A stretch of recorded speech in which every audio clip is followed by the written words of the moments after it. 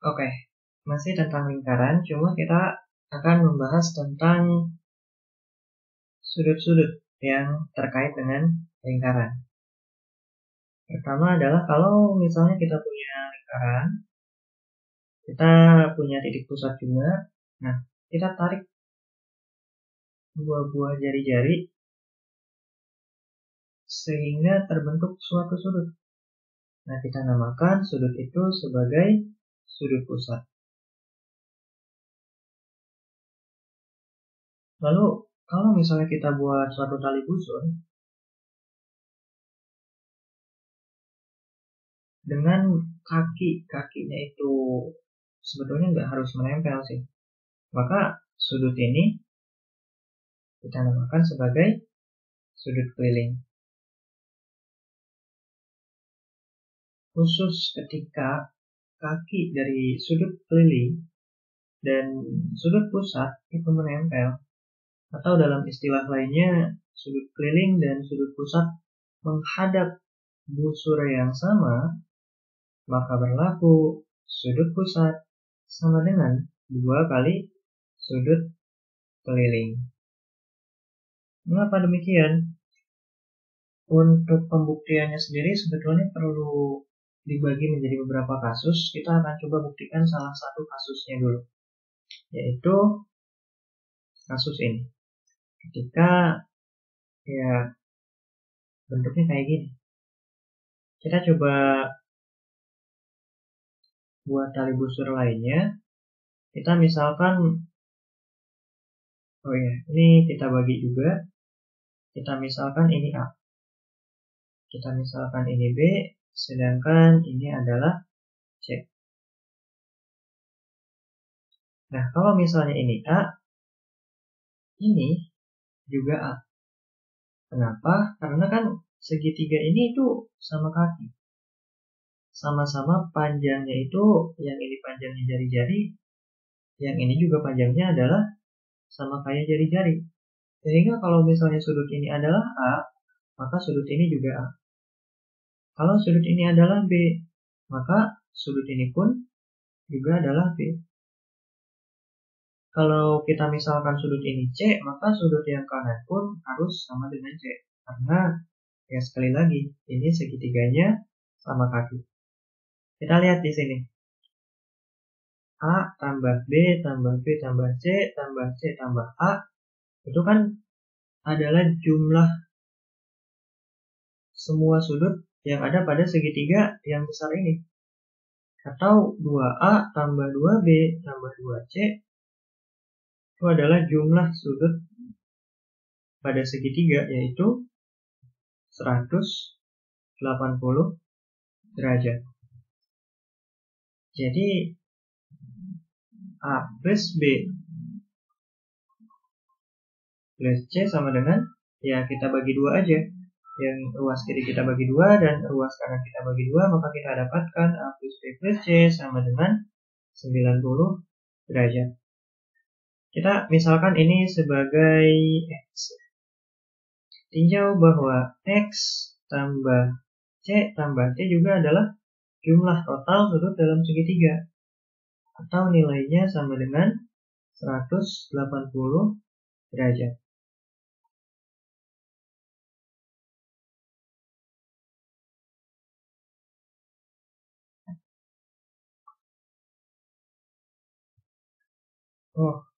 Harusnya ini nggak dibagi 2 aja.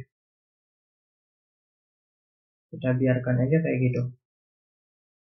Kita langsung substitusi aja 180 derajatnya ke sini. Maka 2A tambah 2B tambah 2C sama dengan X tambah 2C. 2C-nya kita coret, maka 2A tambah 2B sama dengan X. Atau kalau 2-nya dikeluarkan, 2 kali A plus B sama dengan X. X sendiri adalah sudut pusat, sedangkan A plus B adalah sudut keliling. Terbukti, untuk kasus ini, sudut pusat sama dengan 2 kali sudut keliling. Sudut pusat sama dengan 2 kali sudut keliling untuk kasus apapun sebetulnya. Contohnya itu seperti ketika apabila ada suatu lingkaran, kita punya suatu sudut pusat. Nah, ini adalah sudut keliling yang menghadap busur yang sama dengan sudut pusat. Ini juga adalah sudut keliling yang menghadap busur yang sama dengan sudut pusat. Dan ini pun ya sudut keliling juga menghadap busur yang ini juga. Nah, karena sudut pusat itu sama dengan 2 kali sudut keliling, kalau misalnya sudut pusatnya X, maka sudut kelilingnya X per 2. Baik sudut keliling yang ini, yang tengah ataupun yang kanan, nilainya sama, X per 2. Akibatnya, kalau misalnya ada sudut keliling, sebanyak apapun itu, tapi semua sudut keliling itu menghadap busur yang sama, maka semua sudut keliling itu nilainya sama. Jadi kalau ini nilainya adalah P, ini Q, ini R. Maka sudut P sama dengan sudut Q sama dengan sudut R. Sudut keliling yang menghadap busur yang sama, nilainya sama. Oke, ini ya fakta lain tentang sudut dalam lingkaran. Lalu kalau misalnya kita luruskan si jari-jarinya, kita buat lingkaran, ya jari-jarinya kita luruskan sehingga menjadi diameter, berarti kan ini sudutnya 180 derajat ya. Nah, kalau misalnya sudut pusatnya 180, maka sudut kelilingnya haruslah 90. Jadi sudut keliling yang menghadap diameter itu pasti siku-siku. Sudut keliling yang manapun itu, mau yang di sini atau mau yang lewat tengah gitu, itu sudutnya pasti siku-siku. Dan ya begitu juga sebaliknya. Kalau misalnya ada segitiga siku-siku, kita buat suatu lingkaran, maka sisi miring dari segitiga siku-siku itu akan menjadi diameternya. Bayang? Kalau misalnya ada segitiga siku-siku, ya, lalu kita buat lingkaran luar segitiga dari segitiga ini. Kita buat lingkaran, tapi harus menyentuh ketiga titik sudut segitiga itu. Nah, ketika kita coba buat lingkarannya, maka pasti sisi miring dari segitiga ini akan menjadi diameternya. Kalau misalnya nggak jadi diameternya, antara lingkaran kita yang nggak benar ke gambarnya, atau memang lingkarannya yang nggak menyentuh dengan titik sudut pada segitiganya. Kalau misalnya gambar segitiganya bagus, ya, bikin lingkarannya juga bagus, dan lingkaran itu menyentuh semua titik sudut segitiga siku-siku ini, maka kelihatan jelas bahwa diameter dari lingkaran itu adalah sisi miring dari segitiga siku-sikunya. Itu yang ketiga. Tadi yang pertama itu kan sudut pusat sama dengan 2 kali sudut keliling. Yang kedua, sudut keliling yang menghadap busur yang sama, ya, 2 atau beberapa sudut keliling yang menghadap busur yang sama, maka nilainya pasti sama. Yang ketiga, kalau ada sudut keliling yang menghadap suatu diameter, itu sudutnya adalah siku-siku. Yang keempat, kalau misalnya ada segitiga siku-siku, terus kita menggambar lingkaran di luar segitiga siku-siku itu, dengan syarat ya menyentuh titik sudut segitiga siku-sikunya, maka pasti sisi miring dari segitiga siku-siku itu akan menjadi diameternya. Ini fakta keempat.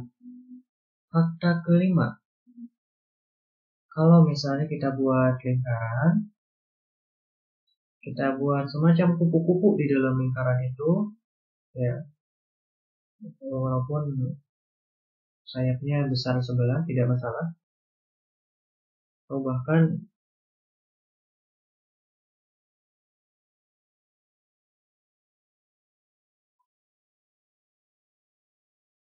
kayak gini ya. Nah, kupu-kupu dengan sayapnya besar sebelah, Ya tidak apa, kita namakan ini A, ini B, ini C, ini D, dan ini E. E ini bukan titik pusat pada lingkaran. E ini adalah perpotongan garis AD dan BC. Maka pertama, sudut ini sama. Mengapa? Berdasarkan fakta yang kedua tadi. Sudut keliling yang menghadap busur yang sama, nilainya pasti sama. Yang kedua, tinjau bahwa sudut ini bertolak belakang. Kalau sudut bertolak belakang, nilainya pasti sama. Dan kita lihat, ada dua pasang sudut yang nilainya sama. Maka sudut ketiganya pasti sama juga nilainya. Dan kalau misalnya ada 3 pasang sudut yang nilainya sama, maka kedua segitiga itu sebangun. Segitiga ABE sebangun dengan segitiga CDE. Ini simbol sebangun deh, kayak bendera gitu. Jadi kalau misalnya kita buat kupu-kupu dalam lingkaran, maka sayap-sayapnya sebangun. Fakta selanjutnya yang sekaligus fakta terakhir, yaitu kalau misalnya kita punya lingkaran, terus kita membuat segi 4 di mana titik sudut semua segi 4 itu menyentuh lingkaran.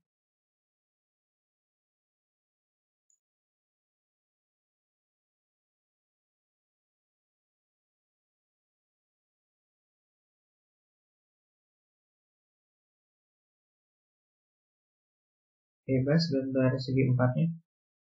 Ya, nggak harus bentuk persegi, nggak harus bentuk trapesium, mau sembarang juga tidak masalah. Yang penting keempat titik sudut segi 4 itu menyentuh lingkaran. Maka pertama, segi 4 ini dinamakan segi 4 tali busur. Jadi apa itu segi 4 tali busur? Segi 4 tali busur adalah segi 4 yang keempat titik sudutnya bisa menyentuh lingkaran yang sama. Nah, yang kedua adalah sudut-sudut yang berseberangan pada segi 4 tali busur jumlahnya pasti 180 derajat. A plus B sama dengan 180 derajat. Begitu juga sudut berseberangan lainnya, jumlahnya pasti 180 derajat. Kalau misalnya kita melihat beberapa segi 4 yang kita ketahui seperti persegi panjang, trapesium sama kaki, jejer-genjang, atau layang-layang, dan banyak lainnya, tapi kita ambil ini dulu aja. Nah, kita bisa menganalisis mana yang termasuk segi 4 tali busur, mana yang bukan. Misal yang persegi. Apakah kita bisa menggambar lingkaran sehingga lingkaran itu menyentuh keempat titik sudut pada persegi? Tentu bisa. Kalau bisa, maka ya persegi adalah segi 4 tali busur. Persegi panjang bisa juga ya. Ini segi 4 tali busur. Trapesium sama kaki. Nah, kalau misalnya ragu, kita coba jumlahkan saja sudut yang berseberangannya. Sudut yang berseberangannya kalau dijumlahkan apakah 180? Oh iya, 180. Karena kan simetris ya. Jadi ini, jumlah ini, dan jumlah yang satunya lagi itu kan harus sama. Jadi jumlah ini itu 180. Nah, kalau misalnya jumlah sudut yang berseberangan 180, maka itu adalah segi 4 tali busur. Yang akibatnya kita bisa menggambar lingkaran sehingga lingkaran itu menyentuh keempat titik sudut pada trapesium sama kaki itu. Tidak semua trapesium adalah segi 4 tali busur. Kalau trapesium sama kaki ya, dia segi 4 tali busur. Karena tadi sudut yang berseberangannya ini jumlahnya adalah 180 derajat. Tahu dari mana? Karena A plus B ini nilainya harus sama dengan C plus D. Atau bahkan